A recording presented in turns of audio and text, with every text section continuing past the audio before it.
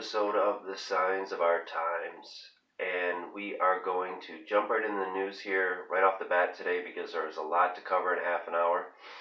We had three big news stories related to Bible prophecy that occurred this week. Number one, we had the coronavirus, which is a pestilence, and Jesus said before his return there would be many pestilences. And then we had the powerful earthquake in Jamaica. Again, Jesus said there shall be powerful earthquakes. I'm going to get into detail about those prophecies as we go further for all those people who say, oh, there have always been pestilences and there have always been earthquakes. I write extensively in my books why that's not the case and why certain signs like that couldn't mean anything throughout history until 1948. And I go into detail about why in my books as well on that. But the story I want to hit on first is the peace plan. Donald Trump this week revealed his deal of the century for Israel and Palestine. And I hope to God that things don't change and that Palestine refuses to accept it to their own hurt, because it is a good deal for them. It's a great deal for them, because unfortunately in the deal, Donald Trump is actually putting some Israeli land on the table, which I feared, which I hoped wouldn't happen. And I'm going to go in great detail about why his plan is bad, not only for Israel, but for America. I don't think he meant harm to Israel, and obviously Prime Minister Netanyahu didn't think so. I don't think the people of Israel think so, but people who know Bible prophecy know that you can't be putting any of Israel's land on the negotiating table, no matter how good the peace sounds, no matter how good the deal looks. And unfortunately, Donald Trump, he's obviously not a well-versed Holy Bible student. I believe that he's a baby believer, a baby Christian, as some say that he does believe, but he's still got a lot of things he needs to work out. And unfortunately, he's just not at that point yet like you and me, where he's studying his Bible every day. Obviously, he has, the country to worry about, but at the same time, Prime Minister Netanyahu has Torah studies every week, so he sets aside time. So I know Mike Pence has Bible studies in the White House. I just hope that Trump starts attending them and that Pence would get in his ear about this peace deal, saying that you can't be dividing up any of Israel's land in it. I'm going to give you reasons why as we go forward, because I wrote in my newest article on the website about these three signs, these three news stories that I'm covering today. So if you want to get more in-depth, detailed information about what the Bible says about these three big things that happened this week, go to biblicalsigns.com, and right at the top, in the header, is the brand new article. You can check it out, and I hope you will learn a lot from it and spread the word. Now, when President Trump revealed the deal of the century this week alongside Prime Minister Netanyahu of Israel, I believe that he meant well. I believe that Netanyahu meant well. I support both of these men currently because I cannot stand the Democrat Party. I made that crystal clear in episode 2 why I do not support them and why I cannot support them until they stop being godless, until they stop supporting and advocating for things that God's word is against, and until they stop letting atheists air commercials mocking God during their debates, which are watched by millions of people. Until the Democrat Party returns to God, I can never support them. So say what you will about Donald Trump. Is he the purest of men? No. Is he righteous? A little bit. But he's also got some wickedness to him. But at the same time, 70-something years old, I think he's coming around. I think he's getting to the end of his, life. So he's looking at life differently than he would have 20 years ago, 30 years ago, 40 years ago. So I think he's getting better over time, and I'm not making excuses for the man, but I'll tell you at the end of the day, if it's between him and a Democrat, I would vote for Trump. But at the same time, it's all going to depend on what happens with this deal of the century, with this peace deal. If it looks like the Palestinians eventually are going to accept it, and that Trump kind of forces Israel to institute it quicker than he said in that press conference, which he gave them both 4 years to institute all the things that each side would need to agree to in order for this peace plan to come to pass.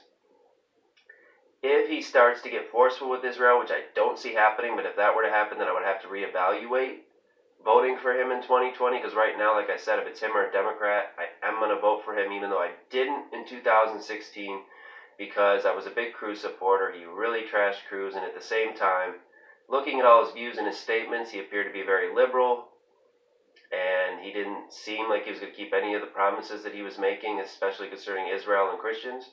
But thank God, I was wrong, and he surprised me. And since then, I plan to vote for him in 2020. But again, it's all going to depend on what happens with this peace deal. Now, again, I believe that him and Netanyahu meant well.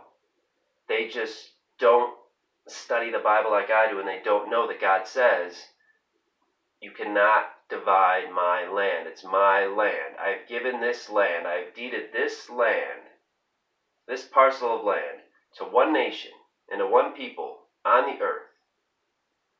Throughout history and throughout all of time, it belongs in God's eyes to one people. And that's the Jewish people, the Jewish state, Israel. Period.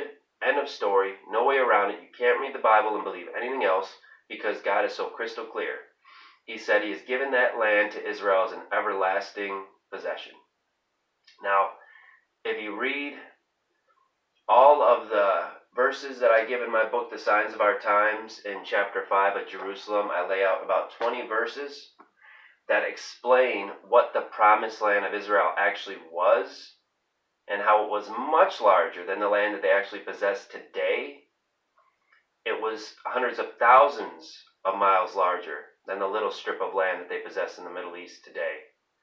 And it was actually from the Nile River to the Euphrates. Now, if you look at a map, from the promised land that God gave to Abraham in the book of Genesis, and that he repeated in Exodus 23:31, I believe it is, and in Deuteronomy, and in Numbers, and in Chronicles, 1st and 2nd Chronicles, and in, I believe Samuel, he even wrote about it. God gave perimeters for the land and said, here's your northern border, here's your southern border, here's your eastern border, here's your western border, and if you love me and serve me and obey my word, I'm going to continue to extend your border, and I'm going to give you this much land. Someday you will inherit this much land.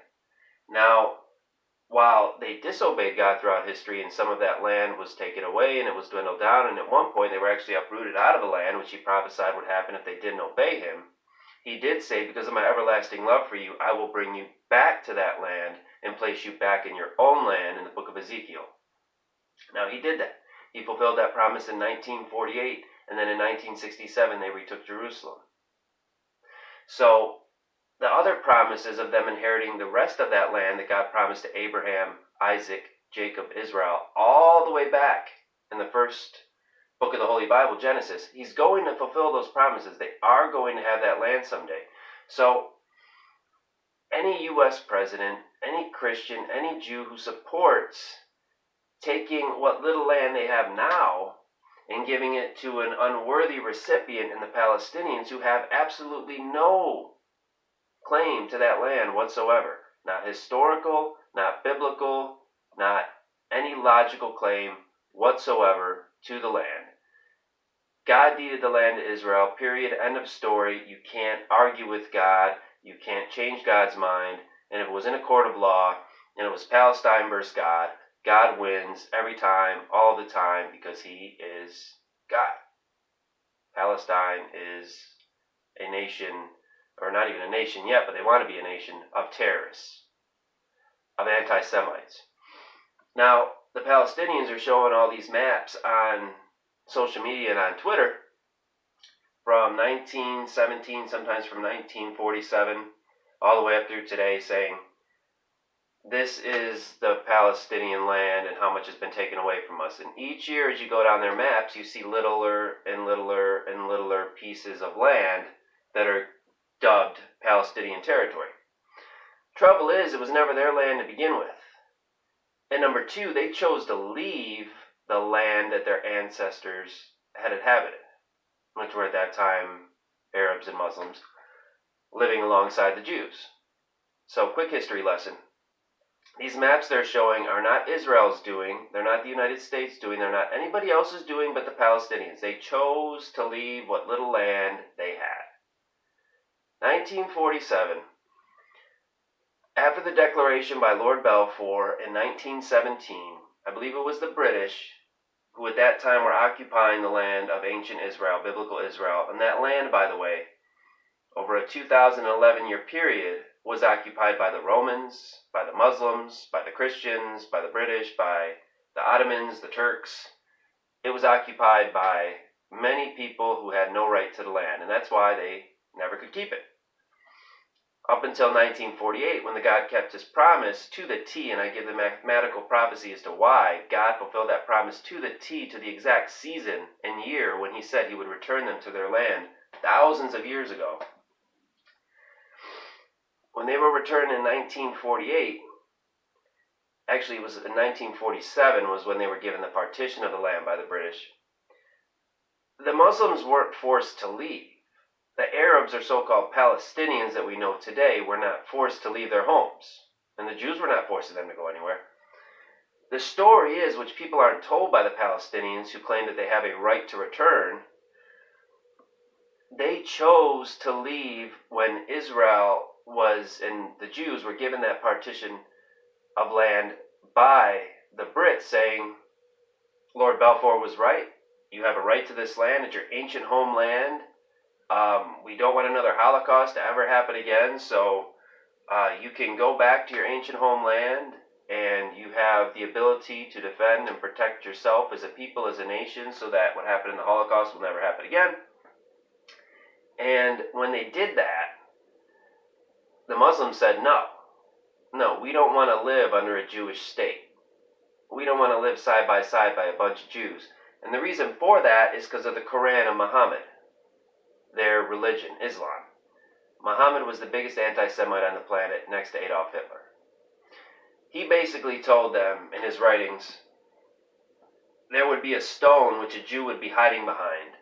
And when a Muslim would walk by, the stone would cry out, "Oh Muslim, there is a Jew behind me. Come kill him." And also, Muhammad said, don't take Christians and Jews for friends. Deceive them. Make them think you're their friends. Make them think you want to live peaceably with them. Until you get enough population, until you get enough power in their land, then you can overtake them and bring them under the umbrella of Islam. If they accept, great, they can be part of our land. If they reject, kill them. Slay them wherever you find them, the infidels. That's what the Quran says. I give, again, in my book, The Signs of Our Times, my first book, I cover a lot of stuff in the Israeli-Palestinian conflict in this book. So if you're really into this subject, get this book. It's in chapter 3. I give about a dozen or more verses out of the Quran that back up everything I'm telling you right now. So it's not cooked up in my own head. It's not anti-Islam stuff. It's what the Quran actually says. And they also say that when their Jesus comes back, Isa, with their Mahdi, their Messiah, he's going to destroy every Christian and Jew who does not convert to Islam. So the Palestinians, living by that book, could in their right mind not consider living under a nation that was governed by Jews, known as Israel. So they basically left the land, they left their homes, because they knew that the Egyptians wouldn't accept that either, neither would the Lebanese, neither would the Jordanians, neither would the Saudi Arabians, neither would the Syrians. So when all of these Islamic nations on all of Israel's borders in 1947 decided they were going to come against Israel and destroy them so that there would be no nation of Israel in 1948, the Palestinians, so-called Palestinians, at that time they were just Arabs and Muslims living in that land, they again left their homes by choice. They weren't forced out because they said, you know what? Our Islamic army is going to wipe out this little new nation of Jews and we'll be able to go back to our homes. Miraculously, thanks be to God, that did not happen. Even though the Jews were greatly outnumbered, not only by the armies, but by the weaponry, the jets, the tanks, the Islamic armies were 4 times, at least 4 to 5 times larger, if not more. I don't know the exact numbers. I think I did record it in my book, but off the top of my head, I can't tell you. But I know they were greatly outnumbered. And yet and still, God still was with the nation of Israel, with the Jews, and he gave them victory over the much larger armies of the Islamic nations. So when they were defeated and Israel won the victory and actually took back most of their land in 1948, which was not even given to them in the partition. So when people say that Israel stole that land, no, they actually took that land after they almost got wiped out by the Muslims who, out of anti-Semitism, wanted to murder all the Jews and push them into the Mediterranean Sea, which is what Hamas, Palestinians' head terror group in Gaza, wants. So most of the Palestinians who support Hamas believe that too. They don't want to live side by side with the Jews. They don't want peace with the Jews in the Holy Land. They want Israel and all the Jews pushed into the Mediterranean Sea so that the Palestinians can have that land for themselves. They want it for themselves. And that's why after the Jews in Israel defeated the Islamic nations with God's help in 1947, 1948, and they retook some of their land, they actually said to the Arabs and Muslims who had left their homes, okay, war's over, you can return to your homes. The so-called Palestinians chose not to, because they refused out of anti-Semitism through their Quran to live side by side next to Jews in a Jewish state. They refused.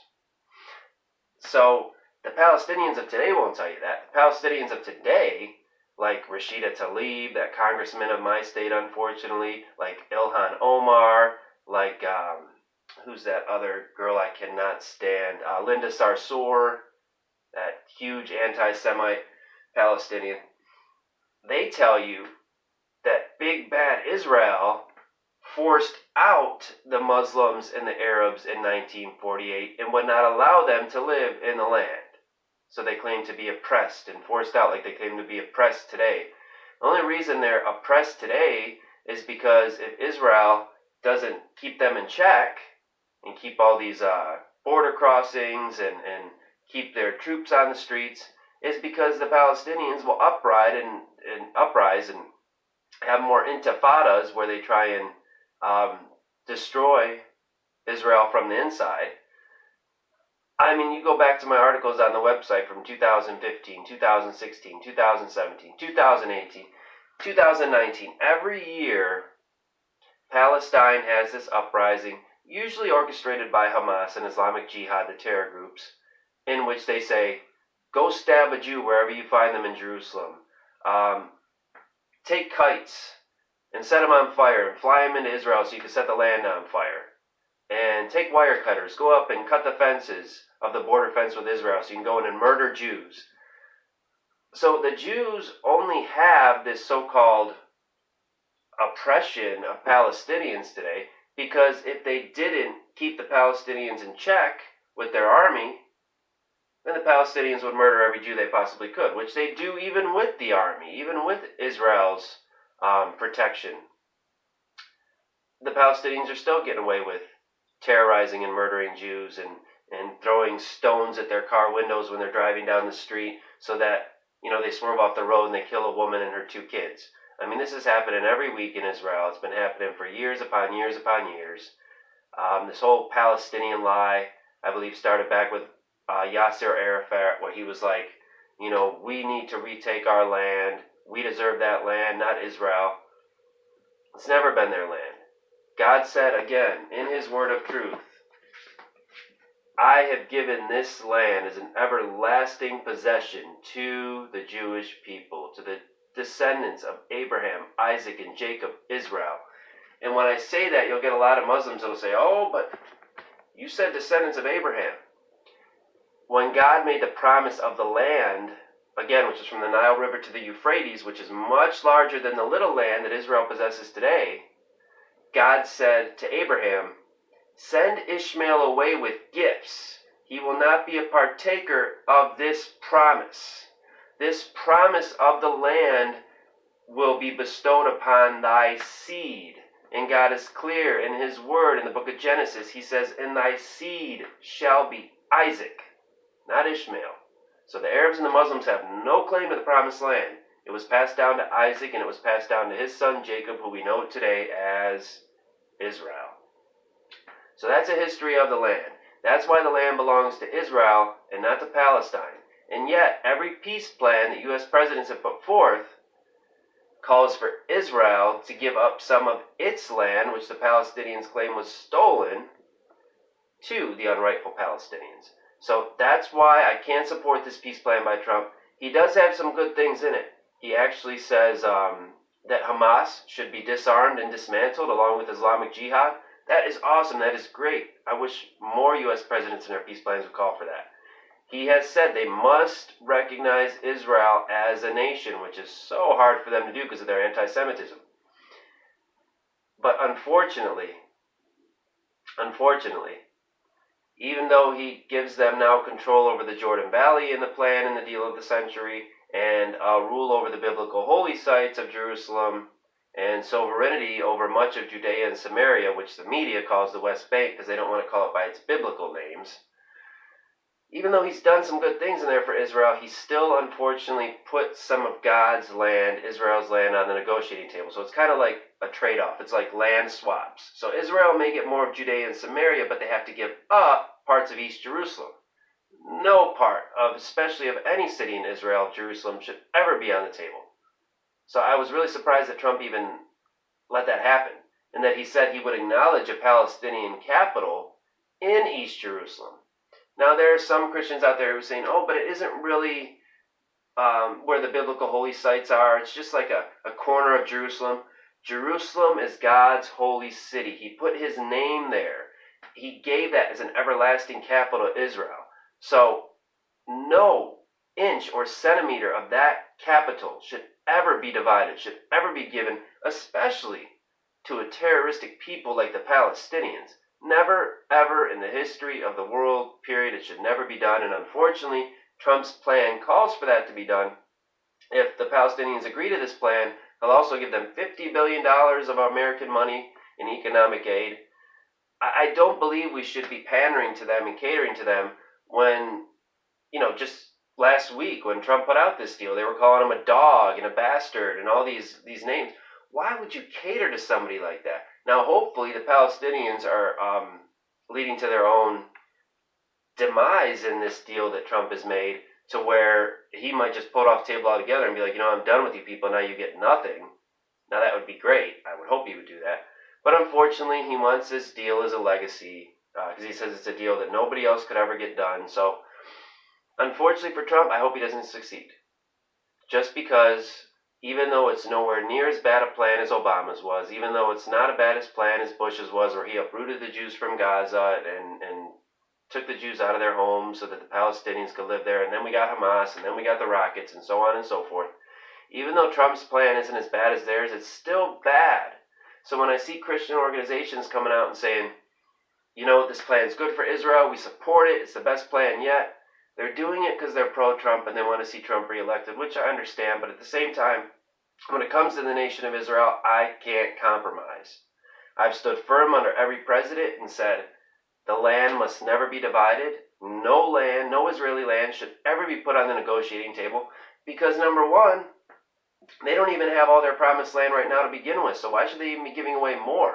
If anything, the Muslim nations like Egypt, Lebanon, Syria, Jordan, Saudi Arabia, Sudan, Palestine, who are actually occupying the promised land that God lays out in his Holy Bible, they should be giving Israel land, not the other way around. And they have far much more land than Israel has today. Israel on the map looks like this. The Muslim world, who is occupying some of God's promised land on the map, looks like this. Do you think it's fair that that little piece of land has to give land to that piece of land? No, it's not fair. It's wrong. And though Trump means well, though he thinks he's doing pro-Israel things in this plan, it can't be pro-Israel if you give up any sliver or any piece of the land. Period. End of story. So when it comes to the deal of the century, I am firmly against it. Now, will I still vote for Trump in 2020? Again, it all goes to what happens with this. If the Palestinians come around and they start to accept it, and Israel says, okay, we're going to implement it, then I have a problem. Because then Trump is going to succeed in leading to the division of Israel, and I can't support that. So would I vote for the Democrats? Never in a million years. You can forget it. But would I vote for Trump? I don't know. That would come down to what happens. I don't know. But right now, yes, I will, unless this peace plan gets serious and unless the Palestinians accept it. Now, I did, again, write about the entire peace process of Israel and Palestine in the book, The Signs of Our Times. I also write about in the Earthquakes and Extreme Weather chapter why a majority of the United States' most costliest disasters, especially hurricanes, have been tied to and connected to United States presidents putting forth peace plans that divide the land of Israel. Whenever America has done anything to divide the land of Israel, we have received a mammoth judgment in return. Now, do I think we're going to have them because Trump just had that peace press conference the other day about the peace deal and said, this is what I want done? I don't know. I don't think so this time, only because he isn't forcing them into it. He's saying, look, here's the deal. If you want it, Israel, take it. If you want it, Palestine, take it. But he's not forcing it on them like Obama did and like past presidents did. So, may we get judged? Maybe. But I don't think it'll be anywhere near as severe as some of the judgments we received under Obama when he did anti-Israel things. But like I said, if this plan does get accepted by the Palestinians and the Israelis and they agree to it, then America, unfortunately, probably will receive a judgment like all the hurricanes we got hit by, which were historic, which broke records for intensity, for how long they lasted, and for size. They will just get even bigger and even more powerful if this peace plan succeeds. And much of America, unfortunately, may be destroyed and divided supernaturally by Almighty God. So we have to be very careful. The president has to be very careful with this deal of the century. I do, unfortunately, one last thing on this subject, and I know I'm probably going to run a little over today, so I apologize. So if this does run over like 40 minutes, if you don't have enough time to watch it all at once, I just suggest splitting this first part of the episode up into two parts. Maybe watch 20 minutes here, 25 minutes here, however you want to do it, because there's a lot of important information I want you to get. There are some Christians I see out there who don't know Bible prophecy as well as I do that are saying, oh, but doesn't the book of Revelation call for a peace plan? This is the 7-year peace plan. This is going to divide Israel, and this is going to lead to Armageddon, 7-year tribulation, and Donald Trump may be the Antichrist. Right now, as I look at it, Donald Trump is not the Antichrist. I write in great detail in my new book, The Coming Signs of Our Times, which is all about the signs of the book of Revelation, everything that happens during the tribulation hour. I write a chapter on the Antichrist that is very long, very detailed. Donald Trump does not fit the bill right now. Simply because the peace plan that Antichrist makes is for 7 years, and the Antichrist has to rule throughout it. He has to be in power throughout the duration of the peace plan. Trump right now, even if he wins in 2020, he only rules for another 4 years. Now, unless the United States changes our laws regarding presidents and allows him to run again for a third term, which currently we don't allow, the timetable doesn't work. Now, also Trump said that Israelis and the Palestinians, as I mentioned earlier, have 4 years to institute their part of the deal before it actually officially takes place, if I understand it correctly. So, the peace plan actually wouldn't officially be in place and begin until the end of Donald Trump's second term. So he wouldn't be in office. He wouldn't be ruling when that peace plan went into effect. And the Antichrist in the book of Revelation actually is the one who breaks the peace plan 3.5 years into it.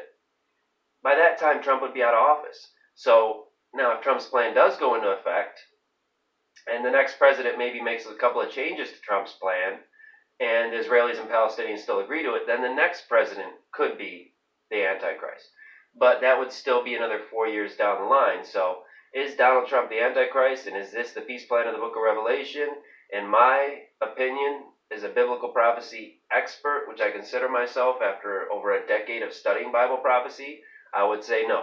Donald Trump is not the Antichrist, and this does not appear to be the peace plan of the book of Revelation. So we don't have to worry about that. Now, I want to quickly hit on the other two big news stories this week. We had in Jamaica. It was actually in the Caribbean, because it actually was in between Jamaica and Cuba, and it shook a lot of that area. It was a 7.7 magnitude earthquake. Interestingly, the United States, which was far across the ocean, actually Florida, the east coast of Florida, was rattled by that quake because it was so powerful. It's kind of significant to me because, like I said, I don't believe America is going to receive a huge judgment until this plan is actually instituted. But the fact that Donald Trump was giving a live press conference on TV and was calling for the division of the land of Israel, even though I don't think he meant wrong, in God's eyes, you can't be dividing up his land. That earthquake, if I'm not mistaken, occurred during the same hours when Trump was speaking about the deal of the century. So that is significant. Now, Jesus said in Luke 21, verse 11, Matthew 24, verse 7, and Mark 13, verse 8, he said, there shall be powerful earthquakes in diverse places. When he was giving the signs to his disciples, when they asked, what shall be the signs of thy coming and of the end of the age? Meaning the time before he comes down to rapture us and the tribulation hour begins. He said, there shall be powerful earthquakes in diverse places. Now, many scoffers of the Holy Bible, again, they say, oh, there have always been earthquakes. It's nothing new. There's nothing new under the sun. In 1948, Israel became a nation. That started the timetable of the latter-day season of Christ's return. So no earthquakes prior to 1948 could mean anything concerning the return of Christ or of latter-day Bible prophecy. Because Jesus said, when you see the fig tree blossom, when you see the fig tree bloom, then that is the sign that will kick off all these other signs, the earthquakes, the pestilences, the signs in the sun, the moon, the stars, the wars, the rumors of wars, the false Christ. All of that would mean something after the fig tree blossomed, after Israel was returned to their land. And that happened in 1948. Now, the cool thing is, and again, I keep going back to this, but in this book, I write all about earthquakes and extreme weather, the Israeli-Palestinian peace process. I write about so much in this book, and that's why I think still it is the bestseller to date out of all three of my books, because there is so much covered in it. I wrote that 5 out of 7 of the magnitude 9.0 earthquakes have occurred after 1948. That's 70% have occurred after 1948 in the history of the world, in the history of recorded earthquakes. 7 out of 10 of the most powerful earthquakes in the history of the world, actually in the past 400 years, because that's our modern calculation of earthquakes. That's when they started the whole magnitude and whatnot, and they started recording them. So from the past 400 years, 7 out of 10 of the most powerful have not come until after the year 1948. The largest earthquake ever recorded, a 9.5 magnitude, devastated Chile in 1960. Again, after 48. The top 3 most massive earthquakes in recorded history all came after 1948. Chile, 9.5. Alaska, 9.2 in 1964. Sumatra, 9.1 in 2004. Kamchatka, 9.0 in 1952. And Japan, a 9.0 in 2011. Also, just 1 year before that Japan earthquake, Chile was devastated by a destructive 8.8 magnitude earthquake. So since the year 2000, there have been about 275 roughly earthquakes. There's been more than that, but about 275 of magnitude 7.0 or higher. We just saw 7.7, so that's added to that list. Now, earthquakes which are above 6.0 are considered strong. Anything above 7.0 on our earthquake calculator is dubbed powerful. So the earthquakes that Jesus said the world would be experiencing before his return, we've seen 300 of them. 300 earthquakes that Jesus said would be occurring before his return since the year 2000. Just in the last 2 decades, the last 20 years. Now, to end this new study today, I want to talk about what you can't pretty much ignore on the news. It's all over the place, whether you're on the internet or on television, and it's that coronavirus. Now, Jesus said, also in Matthew 24, verse 7, Luke 21, verse 11, there shall be pestilences. So along with the powerful earthquakes, there shall be pestilences. The coronavirus is a pestilence. Now, the outbreak began in Wuhan City, China, and infected thousands of people. The virus quickly spread from person to person in many parts of the country, so much so that the Chinese government issued the largest quarantine in human history. So this isn't just another pestilence, this is a big deal on the prophetic calendar. They locked down at least 16 cities containing around 50 million people. Imagine. This has also led to flights to and from affected parts of China being halted altogether in many countries of the world, including the United States.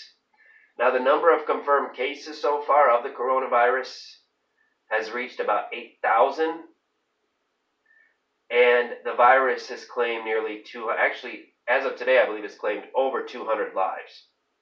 Now, the scary thing is scientists say that a vaccine is still months away. So there will most likely be many more infections, and there will unfortunately be many more dead. The pestilence now encompasses over 20 countries, including the United States, Canada, France, Germany, Australia, Denmark. Many nations in Asia, and even the Middle East has reported infections. To date, there have only been about a half a dozen confirmed cases in the United States, but to me, that's a half a dozen too many.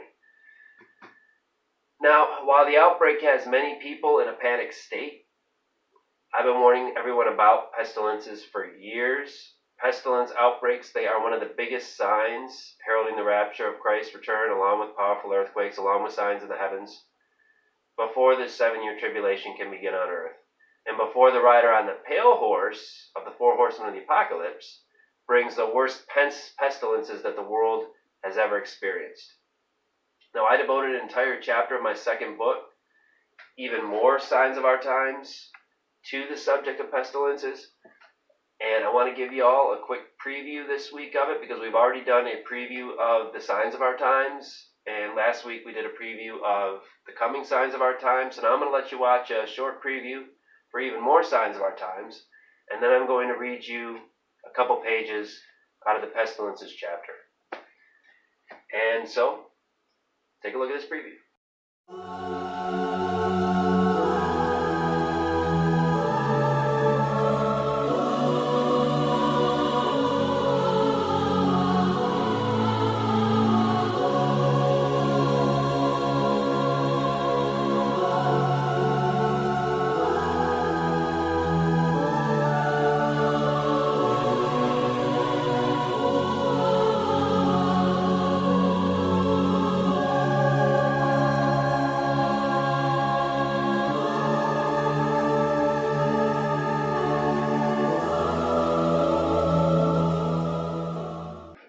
Alright, I hope you all enjoyed that preview of Even More Signs of Our Times. It is available now on Amazon, Barnes & Noble, Books A Million, iTunes, Audible, and you can get it on Amazon.com/author/MichaEL Sawdy, along with all my books.